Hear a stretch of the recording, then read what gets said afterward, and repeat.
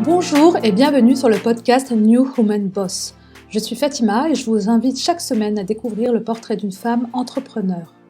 L'objectif, mettre en lumière des rôles modèles de femmes et parler business, stratégie produit et digital afin de vous faire bénéficier de leurs conseils et vous aider à avancer dans votre projet.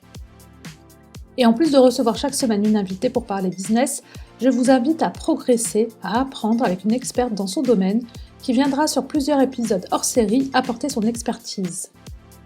Les expertes sont des épisodes plus courts pour que vous ayez le temps d'écouter, d'apprendre et de mettre en pratique. La semaine dernière, nous avons échangé avec Coralie sur le pourquoi il était intéressant de se lancer et de se positionner sur Pinterest pour apporter plus de trafic à son site. Coralie nous expliquait que son utilisation pouvait être à la fois personnelle et professionnelle et nous montrer par l'exemple comment Pinterest lui apporte plus de trafic sur son site que le réseau Instagram. Dans ce second épisode, nous allons voir comment se positionner sur ce réseau. Coralie partage avec nous les 3 piliers indispensables pour réussir sa stratégie de marketing sur Pinterest. Le premier pilier, le contenu et le SEO. Pourquoi il est indispensable de se poser la question sur les besoins et problématiques de son audience idéale avant de créer son contenu. Et qui dit contenu dit mots-clés pour être référencé sur Pinterest. Coralie nous explique comment se référencer sur les réseaux pour se positionner dans les premiers sur les recherches concernant votre thématique. Le second pilier, les abonnés. Quel impact a le nombre d'abonnés sur votre compte? À partir de combien d'abonnés peut-on commencer à avoir un trafic intéressant sur son site? Quelle est la corrélation entre nombre d'abonnés versus engagement? Et comment faire pour augmenter le nombre d'abonnés? Ce sont les questions auxquelles nous répond Coralie. Enfin, le troisième pilier, les épingles de design attractives. Comment sortir du lot avec des graphismes qui retiennent l'attention des internautes et l'importance du copywriting sur nos épingles. Ce sont les sujets de ce troisième pilier. Pour rappel, Coralie est freelance pour les marques de cosmétiques bio, en community management et rédaction, et elle est la fondatrice de Citron Rose. Elle accompagne et forme les entreprises et les entrepreneurs qui souhaitent se positionner sur Pinterest. Merci à elle d'avoir pris le temps de partager ses conseils et astuces pour briller sur Pinterest. Et c'est parti pour ce deuxième épisode avec Coralie qui va vous guider dans le lancement et la réussite de votre compte. Mais avant de laisser place à Coralie, je vais vous demander de prendre une toute petite minute pour noter et commenter le podcast sur iTunes ou sur votre plateforme préférée. Cela m'aide énormément. Et enfin, n'hésitez pas à vous abonner à la newsletter sur le site de newwomanboss.fr. Je vous souhaite une très belle écoute. Bonjour Coralie. Bonjour Fatima. Ravie de te retrouver pour ce deuxième épisode. Yes, ravie aussi. On va parler cette fois-ci de comment se positionner sur Pinterest.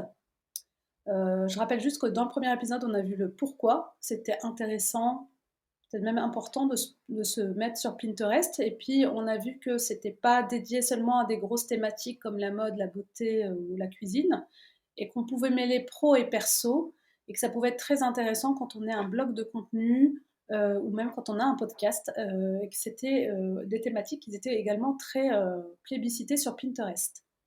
Et donc aujourd'hui, on va voir comment on peut monter, par exemple, sur ces thématiques pour faire sa place sur ce réseau. Donc je vais te laisser commencer justement sur la partie contenu et SEO. Yes, donc là, c'est vrai que dans cet épisode, on va voir un petit peu plus la partie pratique. On va mettre les mains un peu dans le cambouis, comme j'aime le dire. Et c'est vrai que pour avoir des bons résultats sur Pinterest, c'est comme toute plateforme, il faut un peu s'adapter à cette plateforme, à ses codes, voilà, au format, etc. Et à sa façon, à sa façon d'être, quoi. Et donc, comme je le disais, Pinterest, c'est un moteur de recherche. Donc, quand on dit moteur de recherche, en général, on pense aux mots-clés, au référencement, à l'algorithme, et cetera. Donc sur Pinterest, il va y avoir 3 gros piliers, auxquels faire attention et sur lesquels se renseigner pour vraiment, essayer de bien faire les choses et d'avoir des résultats. C'est ça le plus important. Ces 3 piliers, ça va être le contenu et le SEO. Je les mets ensemble parce que c'est vrai que l'un ne va pas sans l'autre. Donc on va dire Tout à fait, contenu oui. slash SEO. Le deuxième pilier, ça va être les abonnés sur Pinterest et le troisième pilier, les épingles. Alors on commence du coup avec le premier pilier. Pour avoir des résultats sur Pinterest, donc c'est vrai que je partageais dans l'autre épisode, le fait que j'avais entre 700 et 1000 visites provenant, de Pinterest. C'est pas d'un coup de baguette magique, c'est pas, parce que, moi j'avais envie, d'avoir du trafic et que voilà, j'ai juste, publié mes articles et ça a fait, son petit bonhomme de chemin. C'est que je me suis d'abord posé la question: quels sont, les besoins? Quelles sont les problématiques de mon audience idéale? Moi, du coup, c'est vrai que je crée du contenu autour, du marketing de contenu, de Pinterest, d'Instagram, des réseaux sociaux. En gros, le marketing, digital de manière générale et ma cible, ce sont, les entrepreneurs. Et du coup, c'est vrai que je vais, avant de créer un contenu, me demander: est-ce que c'est un besoin de mon audience idéale? Est-ce que c'est une question que la personne se pose? Est-ce que c'est une problématique, un point de douleur? Ou alors, de manière générale, est-ce que je peux lui apporter des conseils par rapport à la thématique X ou Y? Donc déjà, ça, c'est vraiment le socle finalement de la création de contenu, de la stratégie de contenu. Connaître, les intentions de son C'est personnage. super important Je le dis à et chaque fois. ouais, c'est clair. Sinon, on va un petit peu, on navigue un peu, à Voilà, on va dans l'aveugle. tous les exactement. C'est Je ça. suis totalement d'accord. Après, on peut quand même créer des contenus, sans, trop réfléchir, des contenus un petit peu plus peut-être, partage perso, un peu plus storytelling, Mmh. interview et cetera. Après, faut voir, sur quelle, plateforme c'est adapté. Sur un épisode de podcast, je pense que c'est hyper adapté, tu vois? Tu dis: «Vous les 5 erreurs que j'ai fait en tant qu'entrepreneur», ça passe. Sur Instagram aussi. Sur Pinterest et sur Google, je pense pas que les gens, ils tapent le mot-clé «erreur entrepreneur». Je Mmh. pense pas, je suis pas sûre. Donc là, pour le coup, c'est vrai que, faut aussi s'adapter un petit peu, aux différents médias sur lesquels on est. Donc ça, c'est vraiment le gros socle. Le bon contenu pour la bonne audience et bien sûr le bon format finalement, enfin le bon contenu, slash format sur le bon média. Et c'est vrai que le contenu, ça ne va pas sans les mots-clés, surtout quand on a choisi, par exemple, d'être sur Google ou d'être sur Pinterest. Là, c'est vrai que les mots-clés, ils vont être très importants, parce que c'est eux qui vont aider, le contenu, l'article, l'épisode de podcast à remonter dans les résultats de recherche. Donc quand une personne elle va faire, sa petite recherche sur Pinterest, pour peu qu'elle tape un mot-clé que, vous utilisez dans votre contenu, que vous avez bien optimisé et cetera, en fait, votre épingle Pinterest, elle va remonter, plus ou moins, dans les premiers résultats. Ça va dépendre de plein de critères, mais déjà, il y a vraiment cette idée de: «OK, bon, mon contenu, il pourrait plaire. Maintenant, est-ce que, comment je l'optimise, au niveau des mots-clés?» Et ça, avant même de se poser la question de l'optimisation, il faut aussi se demander: «Est-ce que c'est recherché?» Mmh. Et là, je vais donner mon exemple. C'est un exemple, très difficile à admettre, hein, pour moi parce que je pense que vous l'aurez compris, Pinterest, c'est ma passion. J'adore parler Pinterest. Hem Et malheureusement, la thématique Pinterest, elle est pas trop recherchée par mon audience idéale, que ce soit sur Google ou même sur Pinterest. Hem, Mmh. Par exemple, moi, si je crée du contenu qui dit, voilà, 5 astuces pour réussir sur Pinterest. Hem, 3, éléments à mettre en place pour passer d'un compte perso à pro. Ça, c'est des choses qui sont pas super recherchées par mon audience. Parce qu'aujourd'hui, justement, mon audience, elle ne sait pas trop encore que Pinterest a un intérêt pour son business. Mmh. Pour l'instant, peut-être que dans 5 ans, ça va changer et je sais que, outre-Atlantique, par exemple aux États-Unis, heu, ils ont, une bonne longueur d'avance sur nous. Ils savent que Pinterest, c'est hyper utile à la fois pour le pro et le perso, donc qu'on cible du B2C ou, entre guillemets, «des entrepreneurs», du B2B et du coup, oui, des astuces concernant Pinterest, c'est recherché. Donc là, moi, c'est vrai que je suis un peu embêtée avec cette thématique-là. Je peux pas trop la pousser sur les moteurs de recherche, ni sur Google, ni sur Pinterest. Alors Du comment coup, tu je t'es continue. positionnée justement sur Pinterest en termes de SEO? C'est-à-dire quand tu dis SEO, c'est-à-dire optimisation du titre, du texte qui va avec l'épingle et de l'épingle elle-même qui est importante parce que c'est très visuel d'ailleurs. C'est Mais ça. comme il faut se positionner sur du texte là, donc pour le SEO, comment tu t'es positionnée sans, forcément parler de Pinterest? Ah bah, ouais, justement, tu vois, c'est là où c'est intéressant. Donc, je vous ai partagé mon échec cuisant, mais je désespère pas. Je sais que dans 5 ans, ça va exploser cette thématique. Tout le monde sera au fait que Pinterest, c'est aussi utile que Google. Donc, les gens vont faire des recherches dessus. Ça va m'aider niveau mots-clés. Du coup, je vais donner, le contre-exemple, l'exemple positif. Aujourd'hui, en France, les entrepreneurs, donc ma cible idéale, utilisent Insta.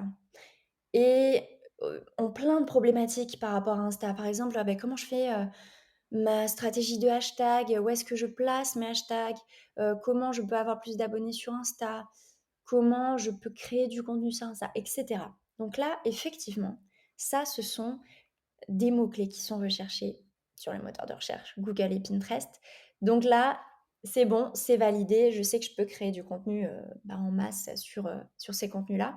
Du coup, moi déjà, le premier tips que je vous donnerai par rapport à ça, c'est de faire la recherche de mots-clés.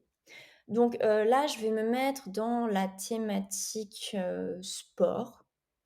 Admettons, il y a une personne, qui a envie de créer un contenu sur, comment perdre, je sais pas, 1000 kilocalories en un mois. Alors c'est complètement débile, hein, franchement, je donne une idée comme Peut-être ça. comment perdre ces 3 kilos avant l'été en Ouais, encore plus. que kilos, je pense que c'est recherché sur Pinterest. C'est là où je voulais donner, D'accord, un exemple de quelque chose mot-clé qui est qui un serait petit pas peu moins recherché. recherché. Ouais. D'accord, Tu vois, les gens, je pense que sur les moteurs de recherche, Google et Pinterest, ils rechercheraient pas, comment perdre 1000 kilocalories. oui, Ils chercheraient, soit, en des kilos. kilos, soit, comment, passer de telle à telle masse graisseuse, enfin, je sais pas. Donc ça, effectivement, ça serait un contenu qui plairait pas sur Pinterest. Par contre, 5 exercices à faire pour se tonifier, la ceinture abdominale, Mmh. ça, peut-être que oui, ça serait recherché. Donc le premier réflexe, c'est vraiment: OK, on a toutes nos idées de contenu. Maintenant, nos idées, on va les confronter avec ce que les gens recherchent vraiment, parce qu'on n'est pas dans la tête des gens. Donc le mieux pour ça, c'est de regarder sur Pinterest et commencer à taper les mots-clés, qu'on a en tête. Une D'accord. fois qu'on voit que c'est validé, qu'il y a des résultats qui ressortent, et cetera, on fonce. On se dit: «OK, je vais faire ce contenu, je vois qu'il est recherché sur Pinterest, c'est cool». Donc on va passer ensuite à la création du contenu et à son optimisation SEO. Au niveau des mots-clés, on peut les placer dans 11 endroits différents. Donc c'est vrai que ça peut paraître beaucoup dit comme ça. Bon, faut savoir que pour Google, c'est un peu pareil aussi, hein. Faut placer nos mots-clés à différents endroits, sans suroptimiser bien sûr. Mmh. Mais, je vais donner quelques petits exemples, importants du coup sur Pinterest. Ce qui va être important, c'est de placer son mot-clé sur le visuel. Donc sur l'épingle, vraiment ne pas hésiter à mettre du texte sur ces épingles. Ça va être aussi dans le titre de l'épingle. En général, Pinterest reprend le titre de l'article, donc voilà, il faut vraiment penser à mettre son mot-clé à cet endroit-là. Et ensuite, dans l'épingle, eh bien, on a une description et donc ça, encore une fois, en général, Pinterest va reprendre la méta-description que vous aurez renseignée sur votre article. Donc là, encore une fois, on place son mot-clé à cet endroit-là. Un autre endroit important, c'est le titre des tableaux. Ça, les tableaux, si vous n'êtes pas trop, familier avec Pinterest, c'est une façon de catégoriser vos contenus. Mmh. Donc par exemple, moi, mes thématiques marketing digital, je vais avoir des tableaux, très généralistes comme, conseils marketing digital, conseils marketing de contenu et des, tableaux un peu plus spécifiques, un peu plus niche comme, astuces Instagram, astuces Pinterest, astuces SEO, comment écrire des articles, et cetera. Ça, ce sont des, tableaux, donc des dossiers qui vont permettre de ranger, voilà, de ranger nos contenus visuels, les épingles. Et donc ça, c'est vrai que c'est très important d'avoir des tableaux qui contiennent, les mots-clés au plus proche finalement avec, le mot-clé qu'on vise pour le contenu. D'accord. Donc avoir des tableaux et puis donc optimiser ses titres et retrouver aussi ces titres dans les visuels parce que déjà, en naviguant, on va dire sur, Pinterest, les gens vont voir tout de suite le titre, sur le visuel et donc ça va les inciter à cliquer et puis le titre, c'est important et le Ouais. contenu aussi pour que, si on tape, dans la barre de recherche sur Pinterest, ces mots-clés qu'on puisse remonter dessus. Complètement et ça, du coup, c'est exactement pareil que pour Google. Google, il a des petits Mmh, robots, qui viennent, voir vos contenus. Donc vraiment, exactement. quand vous écrivez un article, je sais pas moi, il y a 1000 mots dans l'article, Google va «scanner» entre guillemets avec son petit robot, et il va regarder un peu les mots-clés, le champ sémantique. Donc qu'est-ce qu'il y a comme famille de mots-clés autour de votre mot-clé principal pour comprendre de quoi ça De parle, quoi de quoi ça il parle parle? l'article. Exactement. Et Mmh. c'est exactement pareil pour Pinterest. Pinterest, il a à la fois un petit robot qui va voir le texte écrit sur le visuel, donc là c'est sur sa plateforme, et un petit robot qui va venir sur votre article, puisque vous l'avez partagé sur Pinterest, un robot qui va regarder un peu, bon, ben, de quoi ça parle cet article? Quel est le mot-clé, qui est le plus utilisé, qui est utilisé dans le titre? Donc on comprend vraiment quelle est la thématique, de l'article, le sujet de l'article et un peu les mots-clés autour finalement, donc les mots-clés de la même famille, si on peut dire. Donc ça, effectivement, c'est hyper important aussi de d'avoir son mot-clé dans le contenu. D'accord, quand tu dis le contenu, effectivement, c'est ce qu'on met dans la pa champ un peu description, hein, sur Pinterest? Ah non, ça c'était, la partie description, sur Pinterest, mais là je parlais du contenu vraiment article. Du coup, tu vois, Sur moi notre si blog? ouais, sur ton blog. D'accord. Ouais. Pinterest va sur le blog Oui, pour, ouais. d'accord, pour analyser ton contenu. Mmh, mmh, mmh. Il D'accord, va très bien. regarder, l'URL, donc l'adresse de l'article, le HTTPS, slash. Il va Ouais, regarder quels mots-clés sont dedans. Il va regarder dans le contenu, quel est le mot-clé dans le titre, dans les sous-titres, donc qu'on appelle les H2, les les H H3 ouais, les niveaux et tous les de lecture paragraphes. HL. Voilà, il va regarder un peu tous les D'accord. mots-clés qu'il y a là-dedans. D'accord, très bien. Bon, bah, écoute, très bien, donc il va directement sur le blog directement, donc un Ouais. peu comme, Google, en fait. Mais complètement et Totalement pareil.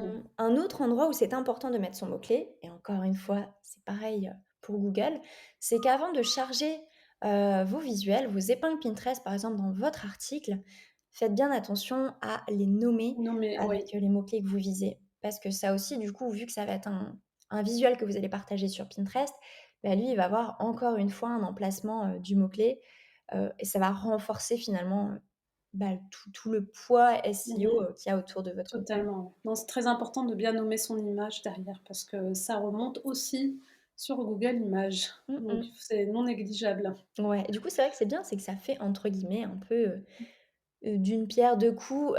C'est vrai que si on se dit on privilégie plutôt Pinterest ou Google ou l'inverse, bon, bah, c'est vrai que les petites optimisations qu'on fait, pour l'un peuvent servir aussi à l'autre. Il y a quand même pas mal Ex de similitudes. totalement, ouais. Très bien, bah, on va arriver au pilier 2, donc les abonnés. Yes. Alors, là, je vais, me faire,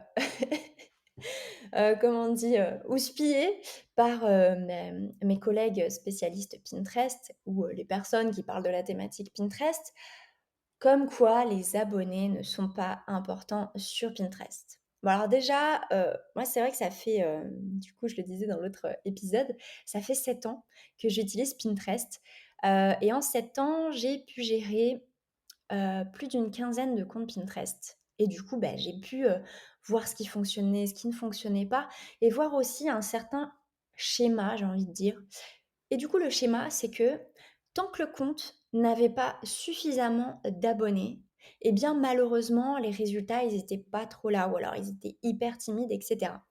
Donc c'est vrai que moi, déjà, de manière, j'ai envie de dire un peu intuitive, j'ai vu quand même une corrélation entre le nombre d'abonnés un minimum, le nombre d'abonnés Mmh. et les résultats.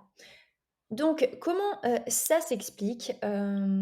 Déjà, c'est que en fait, Pinterest, comment il va faire que, votre épingle, elle va se positionner dans les premiers résultats de son moteur ou même tout simplement sur le fil d'actualité? Eh bien, c'est, via les optimisations SEO qu'on aura faites, mais aussi via l'engagement, qu'il y a Ouais, autour de l'épingle. Donc par exemple, on va faire, une épingle, bon, bah, voilà pour notre contenu et cette épingle, elle va être montrée à une partie de nos abonnés. Alors encore une fois, j'ai pas de stats exactes. Maintenant, pour avoir, vu plein de comptes et analysé les stats de plein de comptes, je pense que ça se situe quand même autour des 10. Donc par exemple, si on a 100 abonnés, Pinterest, il va montrer notre épingle sur le fil d'actualité de ses abonnés à environ, 10. Donc 10, ça représenterait 10 personnes. Si ces 10 personnes, elles interagissent positivement, elles enregistrent, elles cliquent dessus, elles font un zoom dessus et cetera ou alors elles vont sur l'article, en question.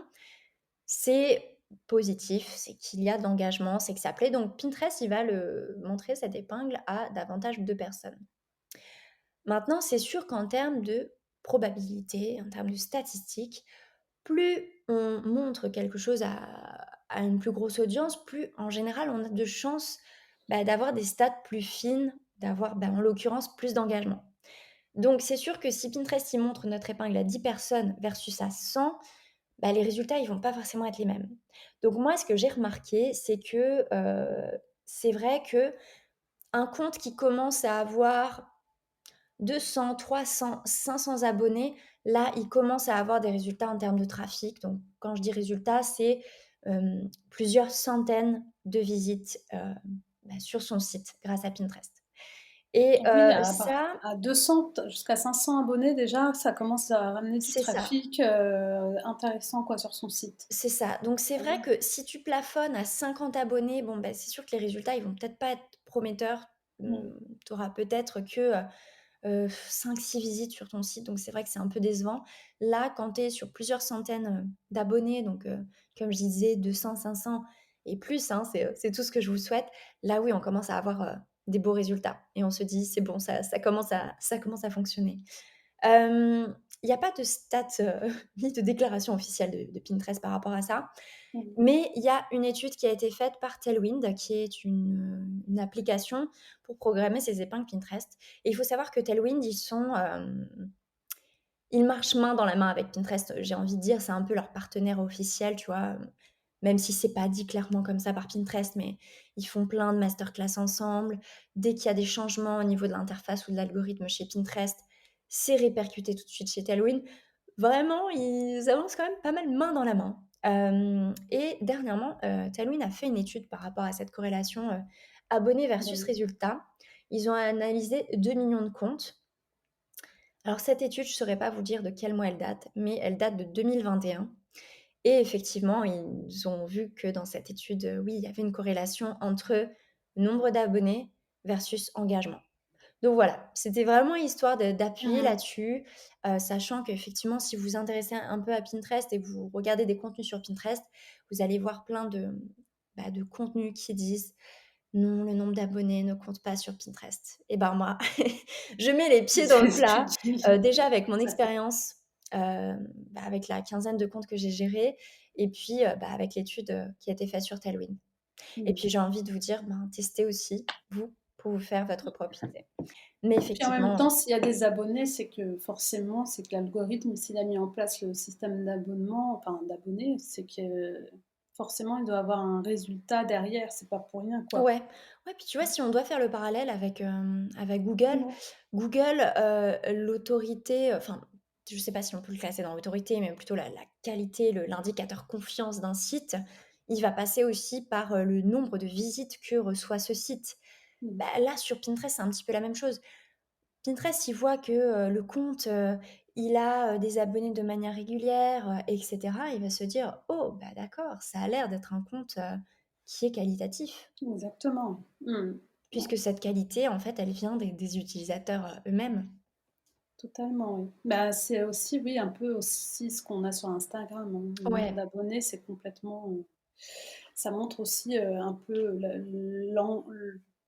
la qualité du compte, Ouais. donc ça fait compte un peu plus, professionnel. Mmh, mmh, mmh. Donc Exactement. voilà, ça, c'est le pilier numéro 2. 2 et le Hem, dernier, donc on a dit je vais juste donner le quelques petits tips ouais? actionnables parce que ça, c'est vrai que je balance l'info en mode: «Bon, mettez le focus sur les abonnés». Maintenant, on se dit: «OK, mais comment je fais pour avoir Comment on plus d'abonnés fait? sur Pinterest?» C'est ça. Alors, selon moi, si je devais vous donner 2 astuces par rapport à ça, c'est, créer le bon contenu, surfer un peu sur les tendances. Vous voyez qu'il y a, des mots-clés qui sont pas mal recherchés. En fait, quand vous faites une recherche dans la barre Pinterest, vous voyez, il y a plein d'autres résultats par rapport à ce morceau de mots-clés. Là, oui, c'est quelque chose qui est très recherché. Surfez sur la vague via vos contenus, et essayez de créer un maximum de contenu qui plaît à votre audience. Déjà, ça va passer par là et c'est comme sur Insta. Moi, la Mmh. dernière fois, je me suis abonnée en un dixième de seconde à un compte Insta Et après coup, je me suis dit: «Qu'est-ce qui a fait que je me suis abonnée? Est-ce que c'est le feed qui était joli et cetera? Est-ce que c'est le contenu?» Et aujourd'hui, c'est vrai que je m'abonne plus parce qu'un feed est joli, enfin, ça me sert à rien. Je me suis abonnée parce que oui, je trouvais le feed joli, mais je me suis surtout abonnée parce que le contenu m'avait l'air d'être très intéressant pour moi et voilà, pour ce que j'apprécie à titre perso ou Mmh. pro. Et sur Pinterest, c'est pareil. Donc voilà, gros focus, le contenu. Et le deuxième focus, c'est que, quand on débute ou quand on a envie de pousser un petit peu une plateforme, sur laquelle on vient d'arriver, par exemple, quand on lance un podcast. Bon, les Mmh. gens, ils vont pas arriver sur notre podcast par magie, c'est parce qu'on va en parler. Donc n'hésitez pas à parler de votre compte Pinterest, à mettre un lien vers votre compte Pinterest, à travers vos articles, à travers vos newsletters, à travers vos stories Insta. Maintenant, on a tous, le droit au clic dans les stories, Ouais. donc n'hésitez pas à en parler vraiment, et bien sûr, si vous avez un site, j'ai envie de dire, une petite icône Pinterest, tout en haut du site, ce qu'on appelle le header et une icône Pinterest, tout en bas, c'est le footer. Mmh. Donc on met les pleins phares sur son compte et puis ça se fera, petit à petit, hein, le reste. Mais voilà les 2 gros focus pour avoir plus d'abonnés. D'accord, très bien. Très bien et donc le dernier, pilier donc sur lequel tu voulais parler, donc c'est les épingles de design attractif. Alors qu'est-ce que Yes. c'est? Comme c'est un moteur de recherche visuel, c'est vrai que les personnes, déjà, les personnes qui utilisent Pinterest, elles ont pris leurs petites habitudes. Il y a, des schémas d'épingles qui vont plus, attirer leur œil que d'autres. Et puis j'ai envie de dire, il y a aussi quelques petites astuces en plus pour sortir du lot.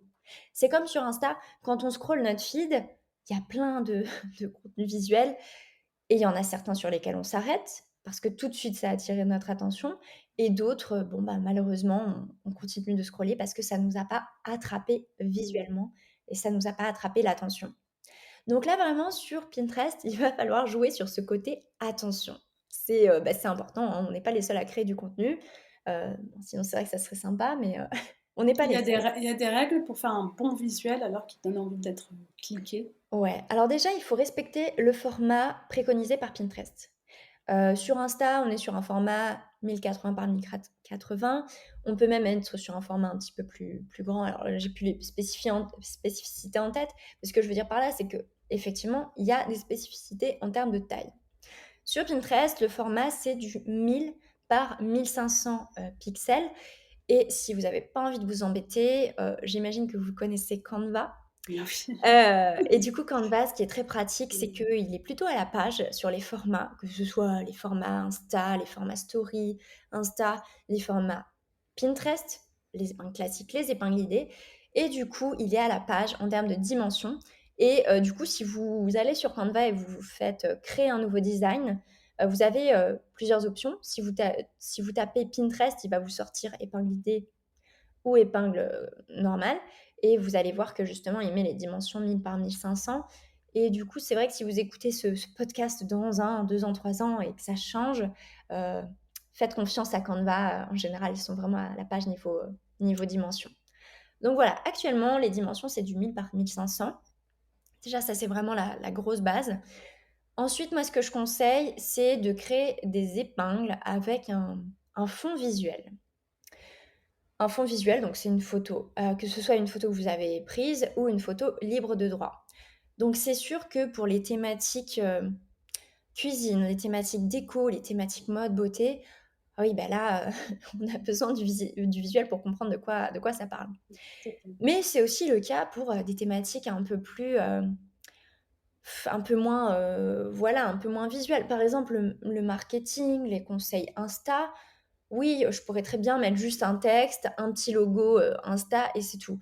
Moi, ce que je conseille, c'est quand même de mettre un visuel. Donc là, pour le coup, moi, je mets des visuels de personnes en train de scroller un téléphone, de personnes, sur un ordinateur. Donc voilà, je connais pas votre thématique, mais n'hésitez pas à mettre justement ce côté D'accord. visuel. Donc toujours, utiliser un visuel qui va venir appuyer, le texte, le titre en tout cas de notre épingle. Ouais. D'accord. Ensuite, un autre conseil, c'est d'utiliser du texte sur son épingle. Ouais. Parce que bon, c'est sûr, si vous avez votre visuel, on va un peu comprendre de quoi ça parle. Maintenant, les gens, ils ont pas le temps. Ils ont besoin qu'on leur apporte l'info tout de suite. Ils vont voir, hein, le titre de l'épingle, mais bon, s'ils devaient s'amuser à lire, tous les titres sous chaque Mmh. épingle, c'est vrai que ça prend un peu de temps. Ça va être plus facile pour eux de lire le texte qui est directement sur l'épingle. Donc là Surtout si on est sur de l'article, en fait, derrière. Ouais, ouais, tu le préconises, voilà. Parce que si on a un visuel qui parle de lui-même pour, je sais pas, un soin qu'on veut vendre, c'est plus facile d'avoir juste le visuel, mais effectivement, si on est sur du podcast ou du contenu sur lequel on veut renvoyer, donc le titre, il va être très important, ouais. sur le visuel, quoi. Mais même sur les thématiques, visuelles qu'on comprend facilement, tu vois, là, je pense à, un gâteau au chocolat. On sait que derrière, il y a une recette de gâteau. On ne sait pas si elle est végane, on ne sait pas si elle est sans gluten, on ne sait pas si elle est sans sucre, tu vois? Oui, Parce si on qu'il peut y veut avoir plein de effectivement, recettes. c'est vrai, Et ouais. avec le texte, on peut aussi jouer un peu sur l'aspect, copywriting. Donc tu vois, sur cette fameuse recette de gâteau au chocolat, on peut très bien dire, enfin, recette, de gâteau au chocolat, végan gourmand. Bon, on va dire que Mmh. c'est ça le mot Oui, copywriting, c'est le côté gourmand. Tu vois, là, c'est on insiste sur ce côté: «OK, qu'est-ce que tu vas obtenir c'est après vrai. avoir réalisé ma Mmh. recette?» Tu vois? Donc même sur une thématique où a priori on peut comprendre de quoi ça parle, bah, moi ce que je conseille, c'est quand même de mettre du texte pourquoi pas jouer sur le côté un peu copywriting, un peu, OK, comment je fais la différence par rapport à tous les autres contenus, qui existent? Les autres contenus comme moi. D'accord. Ouais, effectivement, donc ça fait sortir du lot, effectivement, ouais. Mmh. Et il y a une Mmh. erreur que je vois pas mal sur Pinterest quand les personnes mettent du texte sur leurs épingles, c'est qu'elles mettent le texte, en police trop petite et du coup, bah, en fait, les gens, faut savoir qu'ils utilisent alors la stat, c'est entre 80 et 85 de personnes, enfin d'utilisateurs qui utilisent Pinterest sur leur, mobile. Donc sur mobile, c'est beaucoup plus petit. Donc effectivement, le texte, s'il est trop petit, on scrolle et on s'arrête pas Ouais. sur le visuel. Mmh. Donc n'hésitez pas à mettre du texte, en gros, à faire vos tests, pardon, et à voir: «OK, bah, ça me semble bien, comme taille de police». Mmh. Et tester toujours sur mobile, effectivement, parce que c'est là, c'est ce qu'on utilise le plus souvent, en tout cas. Ouais. D'accord, très bien. Très bien, bah, merci, Coralie. Je sais pas Avec si tu grand voulais plaisir. ajouter quelque chose sur Pinterest? Bah, là, c'est vrai que bon, pour résumer, donc on avait, les 3 piliers, contenu SEO, abonnés, épingle. Ce que j'ajouterais, c'est, de surfer un peu sur les fonctionnalités qui sont privilégiées par les plateformes que vous utilisez. Alors je dis ça, je suis pas un bon exemple. Je sais que Insta met le focus sur les reels et moi j'ai un peu du mal à en faire. En Oui. termes d'organisation et cetera. Enfin bref, je me trouve des excuses. Il y a un format qui plaît beaucoup, beaucoup sur Pinterest et qui est, beaucoup mis en avant par la plateforme, c'est le format épingle idée. J'en parlais dans le 1er épisode. N'hésitez pas. Alors c'est pas aussi compliqué que les reels, hein, vous avez pas besoin de danser, vous avez pas besoin d'utiliser une certaine trame comme les reels. On sent que je suis désespérée avec ce format, hein. Voilà, c'est quand même beaucoup plus simple. Le format épingle idée, ça ressemble un peu au carrousel Insta. Par exemple, si j'ai, ma recette de gâteau là, on va dire j'ai fait un carrousel Insta, réaliser son gâteau au chocolat en 3 étapes. Bon, bah, j'ai ma première page, j'ai l'étape 1, l'étape 2, l'étape 3 et D'accord. la dernière page un peu qui conclut ou qui incite, à s'abonner. Tiens, ça c'est aussi une astuce pour avoir plus d'abonnés sur Pinterest. C'est pourquoi pas mettre sur la dernière slide, «Abonnez-vous pour plus, de recettes». Donc peu importe la thématique dans laquelle vous êtes, ça peut être une Ça bonne marche. façon. Mmh. Et du coup, effectivement, en termes d'épingle idée, bah, ça va être la même chose. C'est vraiment se dérouler finalement sur une épingle, donc page 1, page 2, page 3, page 4, page 5, page 6, et cetera. Un début, une fin et tout le milieu, c'est le déroulé. D'accord, très Voilà bien. mon dernier tips. Ça, c'est ton dernier tips. Bah, merci beaucoup, Coralie. Merci à Si on toi. veut te retrouver, On où peut est-ce me qu'on peut te retrouver, retrouver? sur Insta, sur, lecitronrose.fr et puis sur mon site, du même nom, lecitronrose.fr. Et sur Pinterest, Yes. évidemment. Et juste pour rappel, donc tu proposes justement des formations, hein, Pinterest pour celles qui veulent apprendre, à mieux, l'utiliser, pour avoir plus d'abonnés, enfin pour en tout cas gagner en visibilité. Yes, Donc c'est intéressant, donc on peut, aller consulter ton site lecitronrose.fr. c'est ça et n'hésitez pas si vous avez des questions, sur la thématique Pinterest. Très bien. Bah, merci beaucoup, c'était très Merci à intéressant. toi, Mmh. à très bientôt, À bye. très bientôt. Et voilà, nous sommes déjà arrivés à la fin. J'espère que ces 2 épisodes sur Pinterest vous ont plu. D'ailleurs, si ce format vous plaît, n'hésitez pas à me le dire sur Instagram, sur le compte de New Woman Boss. Vous pouvez retrouver Coralie sur le site citronrose.fr ou sur LinkedIn si vous avez des questions à lui poser. Et si vous avez des sujets que vous avez envie d'entendre sur le podcast, une expertise que vous aimeriez que j'aborde, dites-le moi en commentaire sur Instagram. Ce podcast est le vôtre, le but est de venir en aide à celles qui veulent avancer sur leur projet, alors n'hésitez pas. Et pour rester au courant des prochains épisodes et des nouveautés, je vous invite à vous abonner à la newsletter sur le site de newwomanboss.fr. Et je vous donne rendez-vous la semaine prochaine.